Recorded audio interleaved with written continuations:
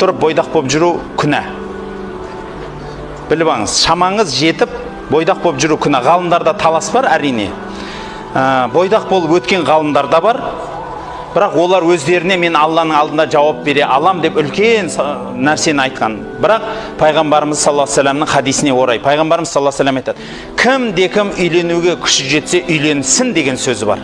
Бұл парыз бұйрық емес, бірақ пайғамбарымыз сүннет. Тағы бір сөзі бар пайғамбарымыздың: неке менің сүннетім, кім менің сүннетімнен теріс бұрылса менен емес деген сөзі бар. Құрметті бауырлар, үйленуге қаражатыңыз, денсаулығыңыз бар ма, үйленбей жүру күнә болады. Оған әрекет қылу керек. Бірақ әрекетті қалай жасаймыз? Соцсеттен, әлеуметтік желіден, немесе әр жерден емес, ата-ананы, үлкендерді қосу арқылы әрекет жасаңыз.